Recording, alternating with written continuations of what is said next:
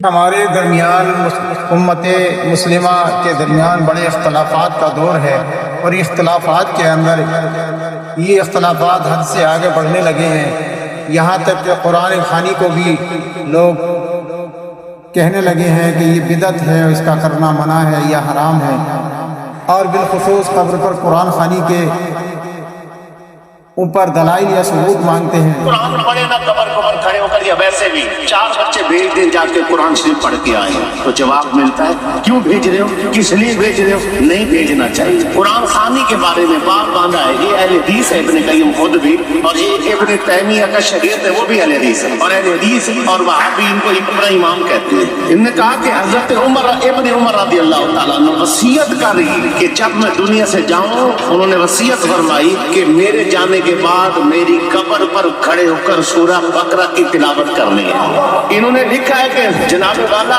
جمعہ کے جمعہ اپنی والدہ کی قبر پر جا کر یا والد کی قبر پر جا کر جو ہے سورہ یاسین شریف پڑھنے والے سے اس کے ماں باپ خوش ہوتے ہیں۔ یہ علامہ حنیف طیب ہے، کاموں کی کا ہے یا مرید کے کا ہے، یہ ہمسایہ تھا، ایڈوکیٹ ہے خلیل الرحمان، تو یہ وہابی ہے۔ اچانک اس کا بیٹا بھی فوت ہو گیا۔ میں لاہور سے واپس اور مجھے فون کرتا ہے کہ شاہ صاحب میں بہت دکھی ہوں، میرا جوان بیٹا تھا وہ فوت ہو۔ اللہ جانتا ہے، میں ذمہ داری کے ساتھ کہہ رہا ہوں۔ اس نے کہا میں پھنس گیا ہوں وہابیوں کے اندر، میرا دل کٹتا ہے کہ میں اپنے بچے کے لیے دعا کروں گا، اور یہ دعا بھی نہیں کرنے دیتے اس کے لیے۔ یہ مولوی سامنے اس کا گھر ہے اور پیچھے قبرستان کے اندر بچہ دفن ہے، میں جیسے نکلتا ہوں بندے میرے پاس آتے، ہم جانے لگتے، یہ ساتھ چلے جاتے کہ کوئی دعا نہیں، کوئی دعا نہیں، کوئی دعا نہیں، وہی جگہ عمل نال ہے۔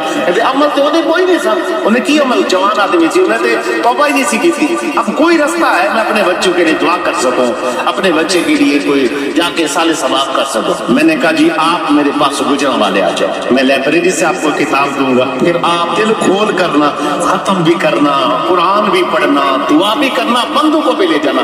اگر مولوی بول جائے نا تو کہنا شاہ صاحب اینے گلا کی تھی۔ وہ آیا، میں نے کتاب دی، کتاب کھول کے تھوڑا میں نے سمجھایا، یہ باب ہے، یہ باب ہے، یہ باب ہے، ایک دفعہ پڑھ دو۔ وکیل آدمی تھے، سمجھدار ہے، اس نے جا کر اس کو پڑھ لیا، پڑھ کے تو جا کے دروازہ انہیں کٹیا مولوی دا کھڑکایا نہیں، کٹیا میں توڑ دے آ گیا۔